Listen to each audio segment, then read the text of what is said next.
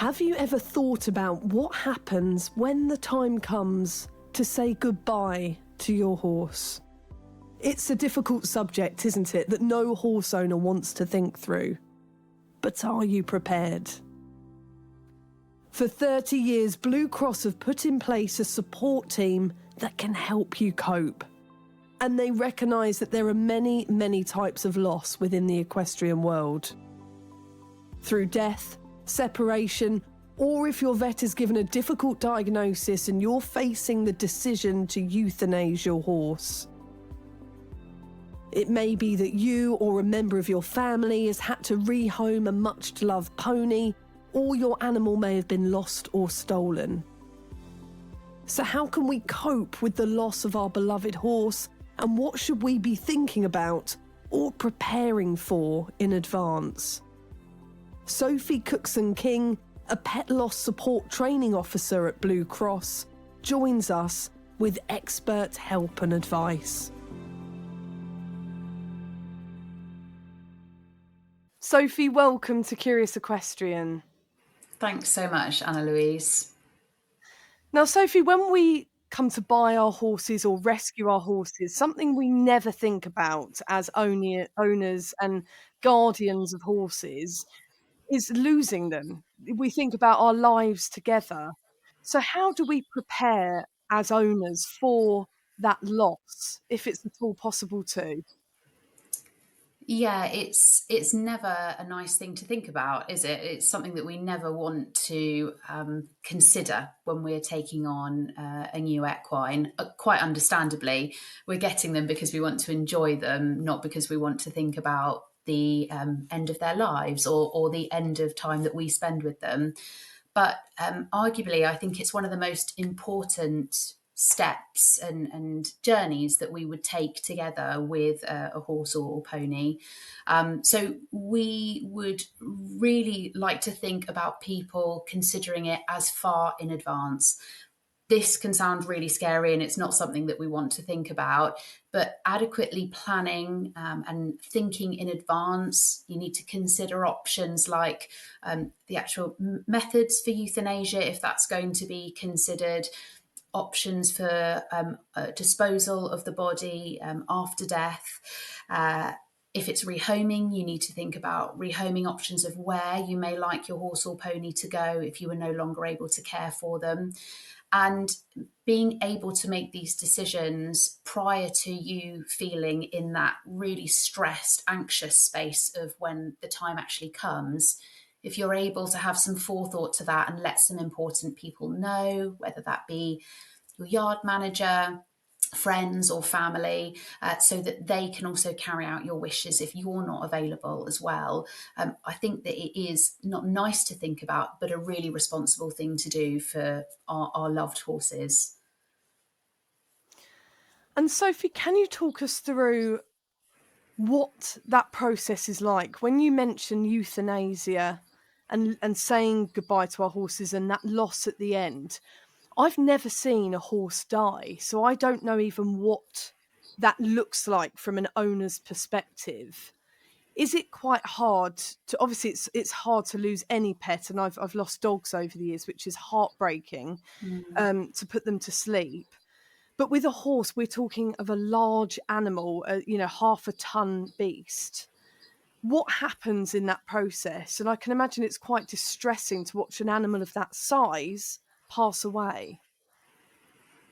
Yeah, so this is a question that we get a lot at Pet Loss Support. And so it is a completely normal worry to have. And especially if it's not something that you have experienced before, that can feel really, really daunting. So there are two methods for euthanasia within the UK. Both of them are humane. And I think it's really important to stress that euthanasia actually comes from the term good death. So both of these, no matter what maybe horror stories might come about from people, ultimately when you tell or share with friends, family, other people on the yard, I know I do find it a strange thing when people like to share horror stories all of a sudden when you've made the decision as to where you'd like to, how you'd like it to happen. Mm. So the two options would be, firstly, for the lethal injection. That can only be carried out by a vet. So that would be something that you would need to talk in conjunction with your vet about. And of course, they will advise you as to when that might be appropriate within the horse's life or stage of their diagnosis, if it's to do with an illness or an injury. And with that, you need to have some considerations as to physically where it's going to be done. So the vet will have to have good access. There'll have to be a safe level area for the horse to drop on their side. But this is a procedure that the owners can probably be more involved with if they wish. So if you would like to be present, you can be. But again, there's absolutely no right or wrong to that as to whether you would like to be there. So you could be present for it, and what you will see is the horse will be injected into their neck. A catheter will usually be introduced. So it's a consideration that if your horse is needle shy, that this might not be the most or the best option for them. And the injection will be inserted, and that will be slowly at first and then introduced as a bolus, so quite a fast injection in the second half. And what will happen is that your horse will firstly go under sedation, so they will be unconscious, and then their heart will stop. So you'll see your horse fall over to the side, and the vet will always be guiding the horse. So you will be asked to step away from holding your horse at that point. But they will fall. And then with either method, including the other method I'm going to talk about, horses can take some agonal breaths. So that can sound like gasps, which can be a bit worrying if you're not aware that that could happen. There could be some movement in their legs, or they could urinate or defecate as well. Now, the other option is to have your animal shot. So this can, I think, evoke quite strong feelings from people, again, completely understandably, but that can be carried out by a vet that has a firearm license, or by what we call in the UK a knackerman. So this will be hopefully a licensed collector that will be licensed with DEFRA, and they are usually very skilled people who will make sure that your horse is nice and calm beforehand. You may choose to have your horse sedated before this happens, but it isn't always necessary. And the muzzle of the gun will be placed up to your horse's forehead and discharged. So this is something to be aware of if your horse is head shy. This probably isn't going to be the best option for them. But what is lovely is that they can probably have the head in a bucket of apples or carrots or their favourite mix right beforehand. It is extremely quick. And what you will find is that they fall faster than via lethal injection. There may be some blood from the bullet site, but again, they might experience the same bodily functions if they were to be euthanized by lethal injection. So you might have some movement of their legs and urination. So when both methods have finished, it will then be that the vet or the knackerman will check that the horse has died.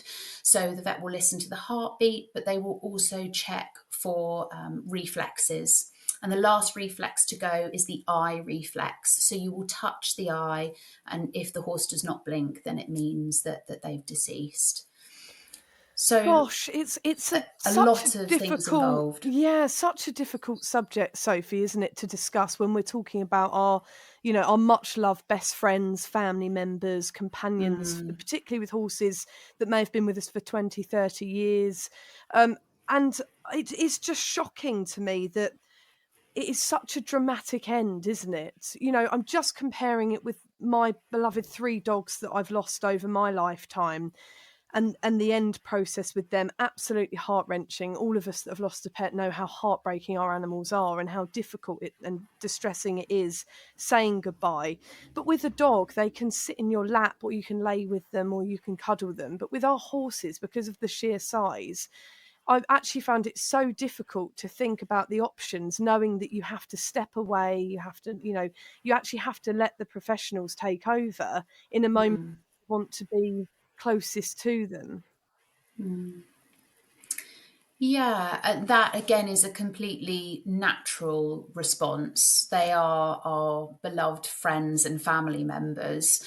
I think it would be important to make the distinction that although it might feel dramatic or not a very nice thing for us to witness, the horse doesn't know what's coming on either methods. So for your horse, it's completely humane. But what it doesn't do is that doesn't lessen the feelings that can be evoked by that moment for you as an owner or a carer or guardian. So it's really important to do what feels right for you. Some people do like to be present and some people don't. And either is absolutely okay. There really isn't right or wrong, no matter how much judgment you might hear. And Sophie, I'm going to ask the difficult question that we're all thinking right now with the gunshot. Is the last thing that they hear the sound of the gun going off? Death is instantaneous. So there has, as far as I'm aware, no research has gone into what horses hear when they are shot. I know that there has been research into what they hear when they are sedated and then euthanized by a lethal injection. And as soon as they are under sedation, they're not able to, that stops what their consciousness. So the method by a free bullet is honestly so quick that horse won't be aware as to what's happening. It will be that they have their head in a bucket of feed. And is it also worth considering with the gunshot option? And the reason I ask is for those listening who might actually be having to make that call right now as to whether they go for euthanasia or whether, as you mentioned, you call out the knacker man and weighing up options. When you hold that gun to the horse's head, they're obviously going to be aware of that. And for those of a nervous disposition, I would just warn that I'm about to mention a story involving a sheep. So to skip on about a minute or so. But Sophie, the reason I ask is because I heard a story about a sheep that the knacker man was called to the sheep.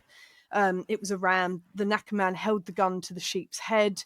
The sheep was distressed by the gun and then managed to sort of push the knacker man out the way. And it was all quite distressing for all involved. And a shot was fired into the air. And it's sort of, I heard this story through the grapevine, and like you mentioned, isn't it interesting that when you're talking about euthanasia, suddenly everyone has a story to share, and you kind of hear these pass from pillar to post around yards and sort of other experiences. Yeah. Will the horse be distressed by that gun being planted to its forehead? So for all of the horses that I have witnessed being shot, which unfortunately for me is a fair few that I've been present at euthanasia for, the horses all of the knacker men or collectors will be very, very experienced in what they do. So great care is taken to make sure that that horse is as comfortable and as relaxed as possible. If the horse has sedation, then obviously the horse will be relaxed, depending on whether they've had an oral or an intravenous or an intramuscular sedation. The edge will be taken off there. But I've seen plenty of horses where they have not been sedated first, and a great care is taken to make sure that they can smell the gun, that they see it, it's not that it's being hidden from them. They will rub the horse's head with their hand with the gun in it. So it's not like it's a quick process. It's a considered and professional service that you would be receiving.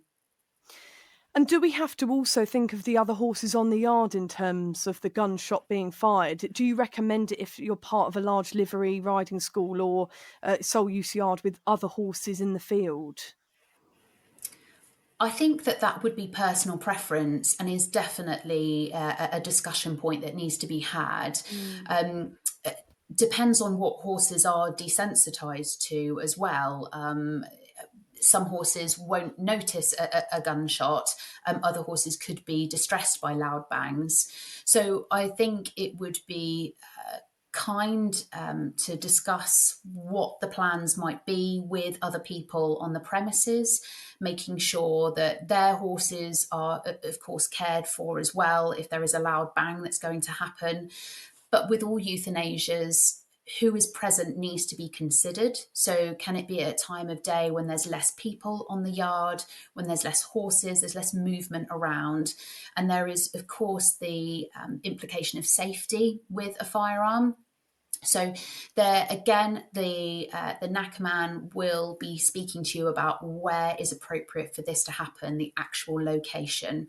They'll take great care to make sure that again there are no animals, no people surrounding in behind the direction of where that gun is going to be shot. Do you know, Sophie, it's such a difficult job, what you do, and one that actually we don't consider often enough, I think. You know, we always talk about trying to make the lives of our vets and our farriers easier and thinking about people in equine professional jobs and the risks of their jobs. But actually, the job you do must take a real toll on your mental health, having to, consider the horses at the end of their life and also help those who have lost their beloved horses as well. I think anyone that's in a caring industry will know that, yes, at times it can be incredibly tough. But there's no doubt about it that the service that Blue Cross provides through the Pet Loss Support Service is so needed. There was a study, a survey that we took, and it found that about 46% of pet owners said that they'd had to suffer in silence after losing a pet. Um, that's a huge amount of people who will be struggling with pet loss alone.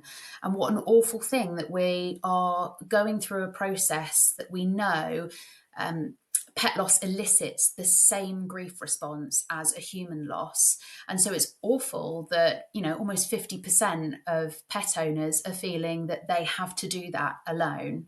So it is so important what we do. And last year, Pet Loss Support helped more than 30,000 pet owners. And that will Wow. be people that own all different species of pets. Wow. Now tell us, Sophie, what inspired the launch of the free helpline as well? I like to, actually stress that this is a free service that you're offering, which is actually quite difficult to come by when you put anything, the word equestrian in front of anything. Yes, it's an expensive hobby to have, isn't it? So really what inspired Pet Loss Support was lots to do with the research that was coming out in terms of us starting to understand that pets aren't just pets.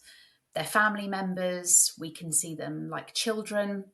If we think about horses alone, they can be companions. We use them as competition animals. They're where we get our exercise and how we chat to our friends. So they have multiple roles. So when we feel their loss, we feel it really, really strongly. And we just really wanted to make sure that no one had to navigate that often overwhelming journey of pet loss alone. So yeah, as you said, it's a free and a confidential helpline. It's run by trained volunteers every day of the year, 8:30 in the morning until 8:30 at night. So Mm. we have to make sure that no one can endure the pain of losing a pet alone. And as you've so kindly run us through, Sophie, and it is difficult to hear, I have to say, even though I was ready for this conversation today, you don't Mm. quite realise what you're going to be imagining when we're having these conversations about the loss of a horse and imagining, having to step back from your essentially your best friend, your family member in those final moments, having to allow clearance for the horse to fall. This is not something that we deal with in terms of our pet dogs and our pet cats. We don't have to see them Mm. fall to the floor. And actually, there's many levels of losing a horse now that I can understand is very distressing for that owner, not just the loss and the heartbreak of not being able to be with our beloved equine every day because we've lost them and we're no longer with them, but actually the trauma in that moment of losing the animal and watching it fall to the floor. Is this Mhm. something, Sophie, that you're used to hearing on the helpline? Is this something that people find distressing? Is there like a trauma that's sort of left behind? Yes, absolutely. And I think a really important distinction to make is that for horse owners, particularly, equine loss is not always recognised as being something that is accepted by society as being a traumatic thing. And I think even within the pet owning community, understandably, dogs and cats, a lot of people own them, and so they understand or can understand the hole that's felt when we don't have them anymore. But horses, of course, they're expensive, both financially, time, effort, energy. So not as many people own horses. So even within that pet owning sphere, people don't always understand how painful it can be to lose a horse. And we hear many horse owners contacting the service, saying that they feel guilty. Is now the right time? Wishing that they could have had longer, wishing maybe they made the choice too late, and they're feeling concerned about that. So I suppose I would like to urge that any feeling that you do feel, whether it's before, during, or after the loss of your horse, we will have heard and supported someone on the line like you, and you're not alone in that process. Yeah, and you're so right. There's so many different aspects to being a horse owner. Mhm. Like you mentioned, that actually in the workplace, if you're dealing with the loss of your dog or your cat, I remember when I lost my beloved Ella, our little rescue dog, I had to call in sick the next day to work. And I said to everyone, I'm so sorry I can't come in because I'm absolutely distraught. We've just unexpectedly said goodbye to our dog. And I was flooded with emails because obviously my colleagues had all lost a dog at some point as well. And everyone sympathised and empathised. And I've known other colleagues that couldn't go to work because of the loss of their dog. But I think I've only ever worked in a workplace where there's been one other person that's had horses. As you mentioned, they're not as commonly kept as pets, and they're expensive and they're difficult, and they're very much that unique lifestyle that we all enter into as passionate equestrians. So immediately there's less of a community ready to help you through and send you a message or a text or an email to empathize. And that's what really can help you through, isn't it, at work, if your colleagues and your friends understand what you're going through. But immediately you're slightly different to everyone else if you're talking about a horse. Yes, and what you're explaining there, Anna Louise, is something called disenfranchised loss. And Oh, that is when a loss is not recognised by society. And that can feel so alienating. And again, it's something that we see time and time again with horse owners contacting the service, that they are feeling completely at a loss, and like not a lot of people understand them. would you also say, Sophie, that because horses are now seen as pets and family members, and we all know that horses over the years have had jobs, have been purely for competition, or if we go back many, many moons ago, they were our transport, they were our colleagues, they were working for the family. Now we do keep them as leisure horses and as pets and as family members. So are your services needed on the helpline more than ever now? Are you seeing numbers increasing because actually horses are much loved members of the family rather than being, having a job or having a service within the family? Definitely. Yes. That would be the short answer. But yes, we see time and time again that horse owners are having a much deeper or wider connection with their horse, and that their horse usually doesn't mean just one thing to them. It will be a multitude of things.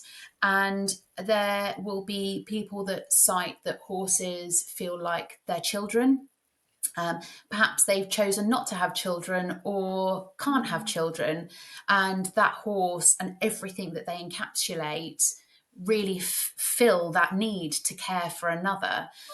So they have a huge variety of roles within our lives. So it is absolutely not a surprise that their loss is felt more heavily.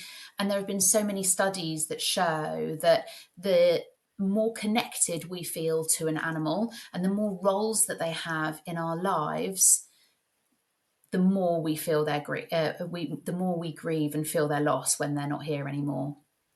And of course, there are different kinds of loss as well with our Mm. horses. So there are planned losses, as you explained to us, Sophie, where we have to make a decision as an owner whether we go via the gun or whether we go for euthanasia with the vet or whether we do actually sedate and then use the gun. So there's a really difficult decision that has to be made there in the pre-planning. But then, of course, there's the awful situation where our horse dies of something in the field, or we arrive and our horse is dead, or we arrive and it's too late.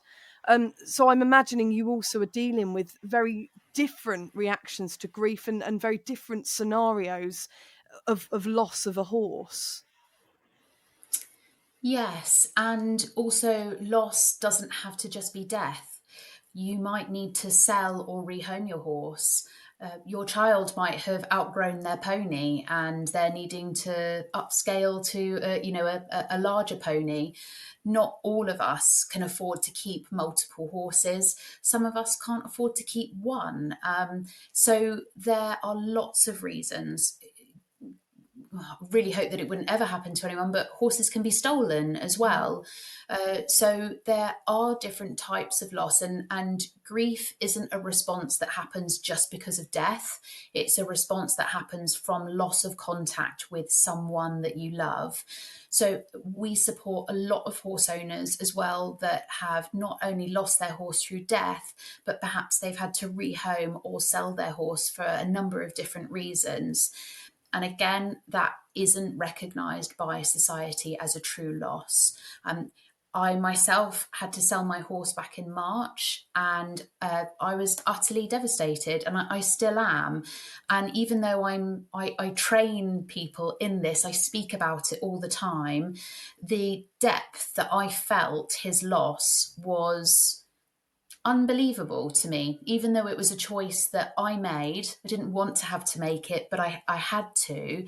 And it was one of the most painful processes that I've been through.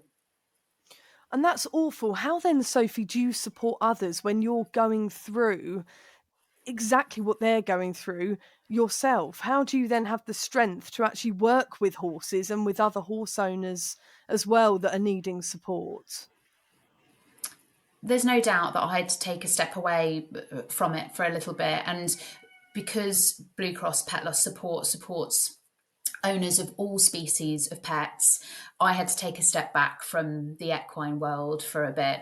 So it's important that, that aspect of self-care is really important. And I think that we as owners can also put that to ourselves as well, that if you're going through the loss of your horse or the loss of another animal, or in fact any loss that you are feeling really upset and struck with some grief over, it's important to make sure that you're looking after yourself as well.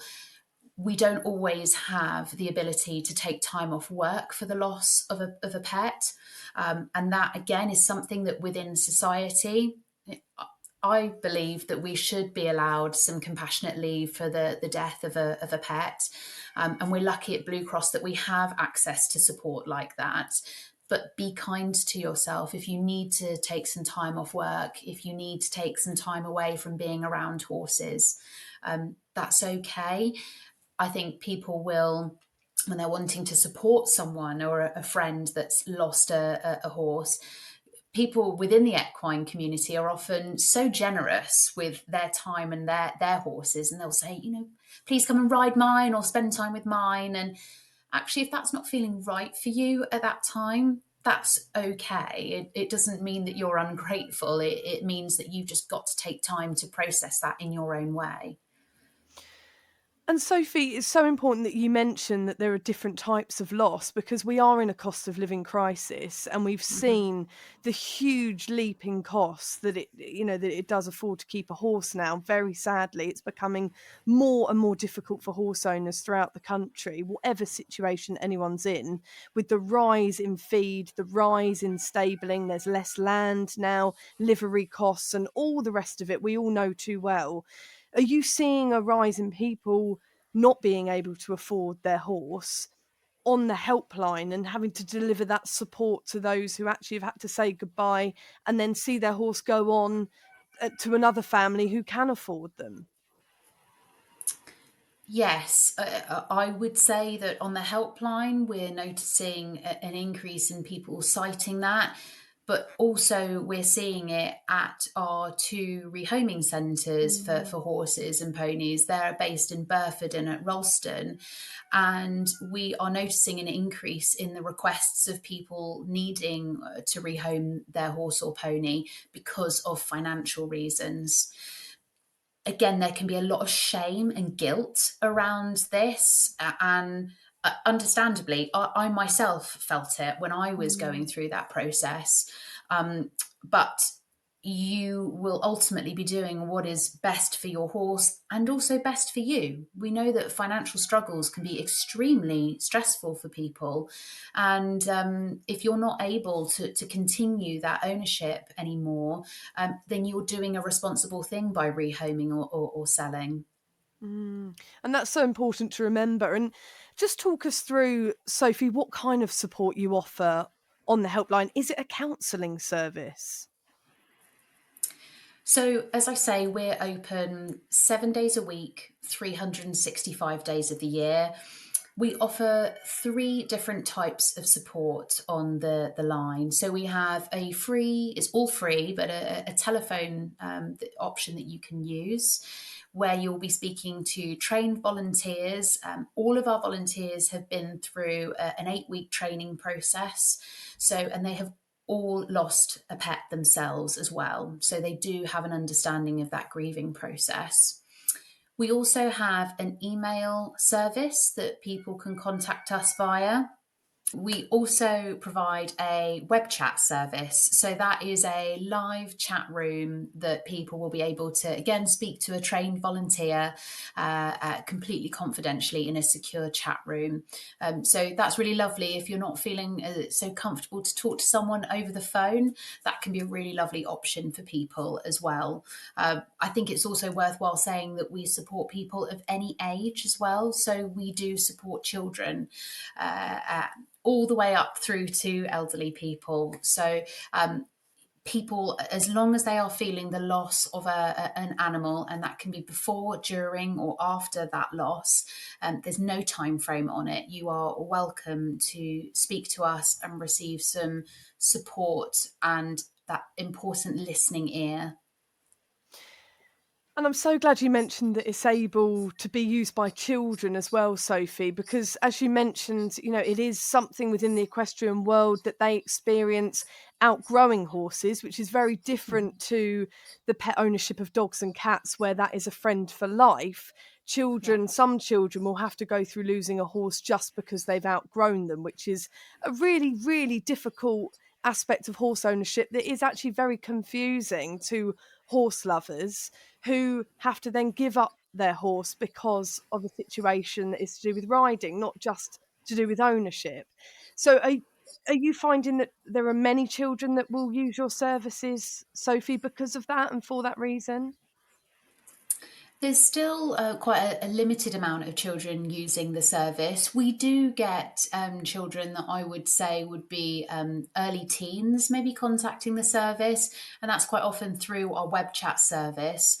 But what we do see a lot of is parents who are feeling unsure or overwhelmed with the prospect of having to speak to their child about pet loss. They will contact us to get some support themselves. And if you head to our website, which is bluecross.org.uk/PLS for pet loss support, then we have lots of things on there, workbooks, etc., literature for how to support children through pet loss as well.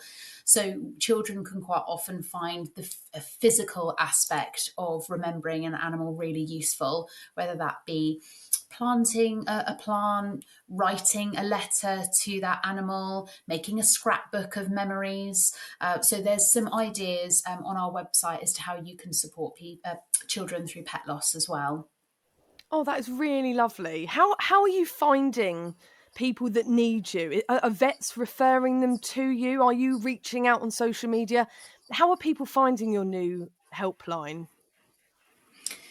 Yeah, so we've been going for 30 years now. So definitely word Wow. of mouth is a way that people will find the support.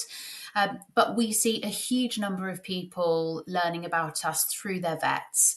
So whether that be the actual euthanasia appointment or whether there's some quality of life discussions that are happening. So that's then when people will usually hear about us through their vet as well. So I would say that it would be vets and word of mouth that are the main reason why people will use the service. And tell us, Sophie, about your lovely training officers. Sorry, hang on, let me redo that again. Sophie, tell us about your lovely support officers on the end of the phone. You mentioned there's 8 weeks of training, but what sort of people are there to greet those in need? Are they counsellors and therapists? Are they people that have been through it themselves? What sort of warmth will be greeted at the end of the phone for someone that actually needs you? Yeah, so I can guarantee it will be an empathic listening ear at the end of the phone. So we have about 350 wonderful volunteers who man the service. And they, as I say, have gone through 8 weeks worth of training, but they are from a huge variety of backgrounds. We do have people that are maybe counsellors or psychotherapists.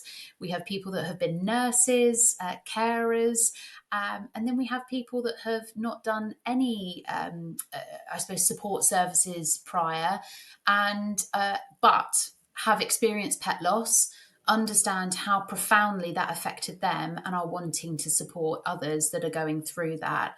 So they are trained through some really robust training that's all been written in house by us. And it's a condensed version of the fully accredited course that we train vets and other industry professionals with. So it's a really great base level for people to have gone through and experienced. And we make sure that our volunteers are trained to a high standard because, of course, we've got a duty of care to people accessing the service. We want to make sure that people are being listened to appropriately and supported in the best way that they can be. So I think the main thing, though, is that they will listen to you, and which I think is rare. I don't know about you, Anna Louise, but usually when we share something painful that's happened to us with loved ones or colleagues, we might be met with people trying to put a bit of a silver lining around it, or take our pain away. They don't want to see us feeling like that. But that can also maybe leave us our feelings being minimized or maybe not heard. And we would really, really hope that all of our volunteers will be there to actively listen to you and not try to share anything about themselves. Although all of our volunteers have experienced their own pet loss, they're not there to chat it through with you. They're there to listen to you. We've all been through all sorts of people that will begin what I call the pain Olympics. Oh, but my situation was way worse than yours. It becomes sometimes when you open up about a pain or a loss, someone will say, well, actually, I can almost outdo you with what I've been through. And then it becomes Yeah. about them. So I totally get what you're saying about the importance of being listened to and actually talk about your story rather than then taking on someone else's experiences at the same time. Yeah, yeah. I quite often call those people 11 a reef because if you've been to Tenerife, they've been to 11 a reef. Yes! Um, There's and always yes, a buzzword, isn't there, for that sort of person? yeah, yeah. And oh gosh, isn't it exhausting when you're Oh, you're maybe running on empty as is, and you've reached out to someone just for a bit of a listening ear, and you're not met with that at all. And something that I think can also be quite unhelpful to hear is the term "at least." That's what I mean by trying to put that silver lining around it. That, I've lost my horse. Well, at least he was 30. He had such a great life with you. And yes, that is to be commended that a horse got to an old age, but it doesn't mean that loss is any less. Sophie, what do we do if employers, friends, family, colleagues around us don't have a clue or an understanding about the loss of a horse? How can we bridge the gap? Yeah, something that I will quite often try and live by is that I can't change other people's behaviour, but I can change my own. And so I would suggest that, of course, if it's a really close person to you, maybe a spouse, brother, sister, children that are not understanding it, and it's leaving you feeling quite isolated or upset, is to speak to them and really ask that they listen to you without judgment. And that can feel quite scary and vulnerable. But I think with people who are important figures in your life, it's really good if you can advocate for yourself, as difficult as that might be. However, if it's someone who's maybe on the yard, we always have that one person on a livery yard, don't we? That's, got an opinion about everything. If it's someone that maybe is just sharing opinions and not getting it, and they're not that important to you, let them do their thing. Don't worry about what their opinion is of your situation. You've got to do what feels right for you. You and your horse are number one in this scenario. And you've mentioned children and the activities they can do. What extra help and support do they need when losing a horse that an adult doesn't necessarily need? Or are we all the same? Now, a lot of that can depend on age with children, and what age they are, and maybe at what stage of development they are. Also, considering about whether the child or adult is neurodiverse as well. So, there are lots of different considerations that we have to make when we're supporting someone who is grieving. But I would say one of the biggest takeaways for supporting children and young people is to, if appropriate, involve them. And involve them in that conversation. Try not to hide away the fact that the pony is being sold or the pony is poorly. This can quite often be the first time that children can have their first experience of death or loss is through a pet loss. So it is important to be upfront with them and to use language that they understand. And something that we will quite often try and do is soften our language, again, because it feels like a bit of a sticky area to talk about. But we might use terms like put to sleep instead of euthanasia. Now, something like put to sleep might not be so great for children because they can take things more literally. And so if a child sees that the pony has been put to sleep, and then later on, mum and dad are talking about going to sleep, that might make them feel worried about themselves sleeping, mum and dad sleeping, because the pony went to sleep and never came back. Could that happen to me as well? So there's subtle language shifts that you might need to consider making. And as I say, we have lots of information on our website about supporting children.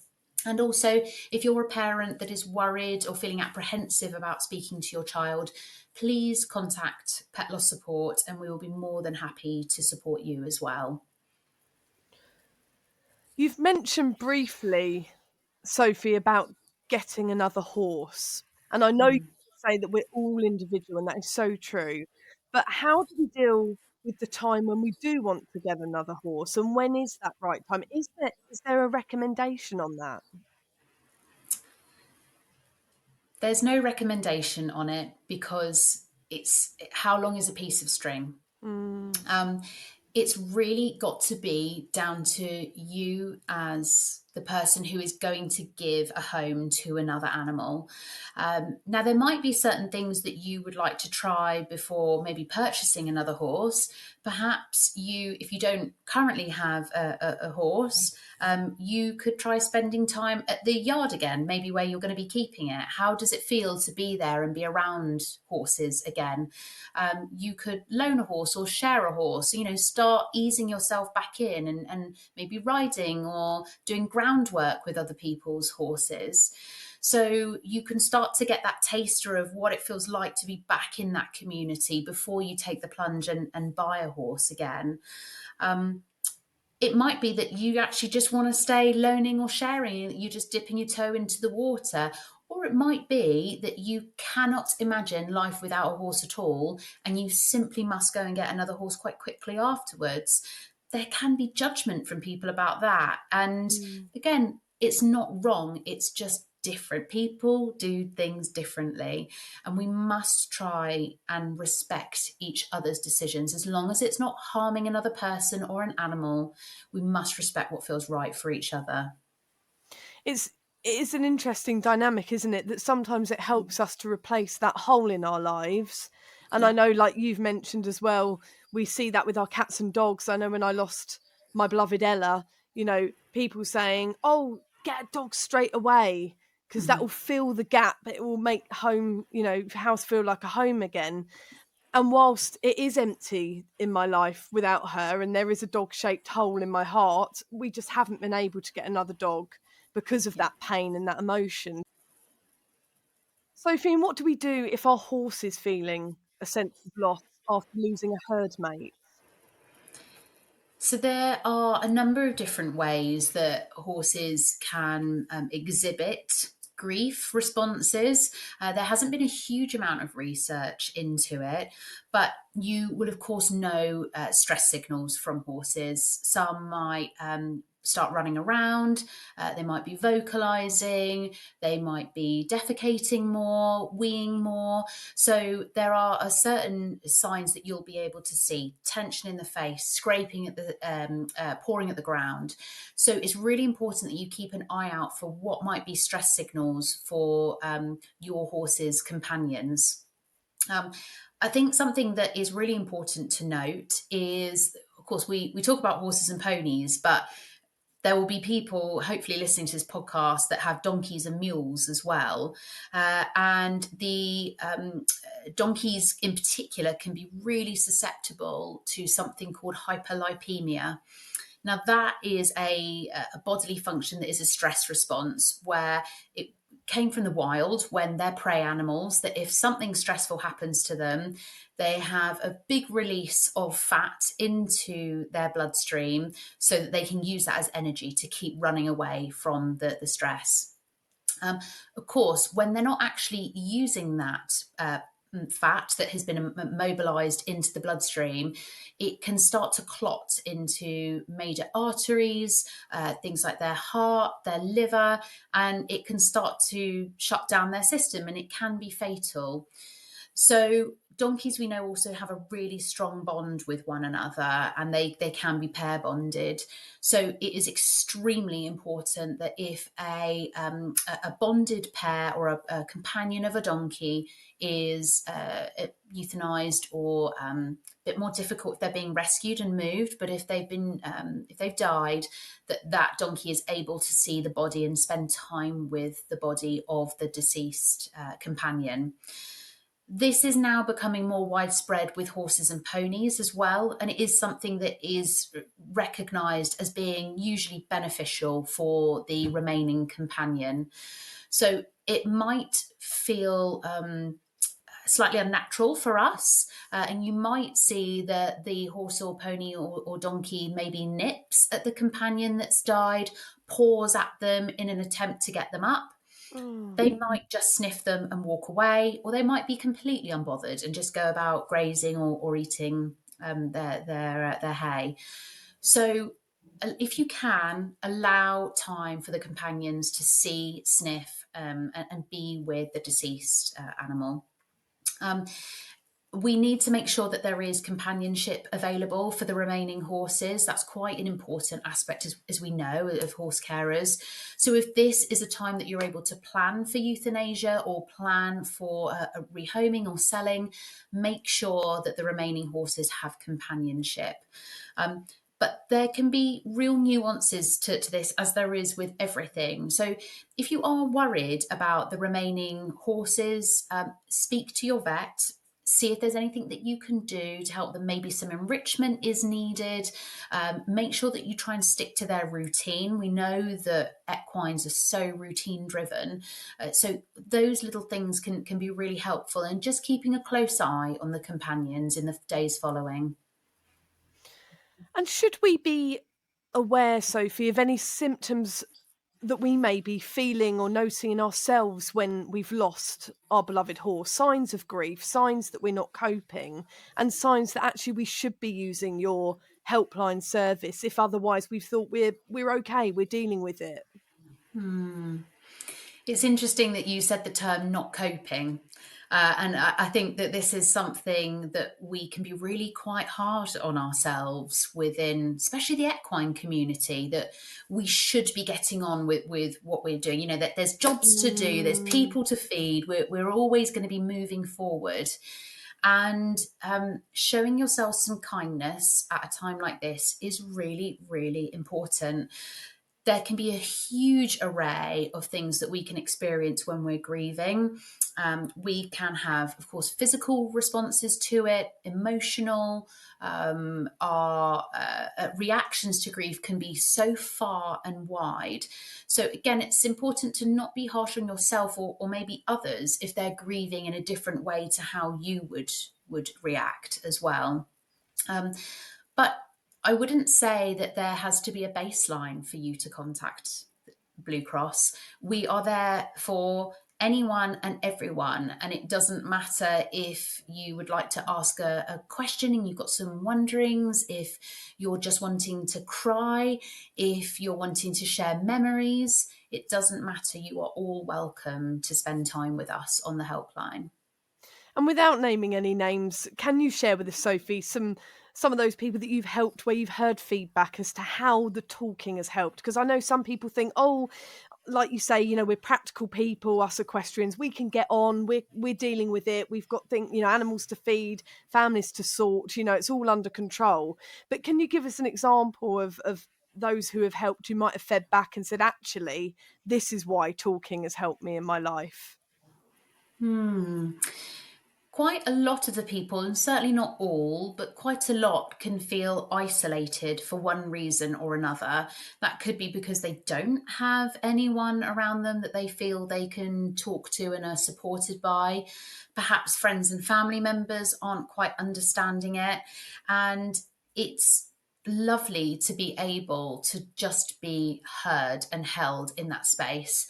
And we have people that contact us for years after the Wow. loss of their horse. So there isn't an end time frame to that. It's a significant loss, and we have an increasing number of equestrians contacting the service, which makes me feel so happy because we're usually a very stoic breed of people, aren't we? And we don't need to be all the time. Sophie, thank you so much for coming on Curious Equestrian. For those listening who really would like to use your service, or maybe they know a loved one or someone in their circle that really needs use of your service, how do they find you and get in touch? Absolutely. So they can contact us, as I said, from 8:30 a.m. to 8:30 p.m. every day, including Christmas Day. Our telephone number is 0800 096 6606. You can also reach the team via email, and our email address is plsmail@bluecross.org.uk. And we have our live web chat that is available at bluecross.org.uk/PLS. And it goes to say as well, there is so much literature and information on our website as well about grieving, and also the animals that are maybe left behind as well. So we have support for people and animals on our website. Thank you so much, Sophie, for coming on Curious Equestrian. It means so much to us. Real pleasure speaking to you today. Thank you for inviting us to talk about what's sometimes quite an uncomfortable but necessary conversation. So thank you.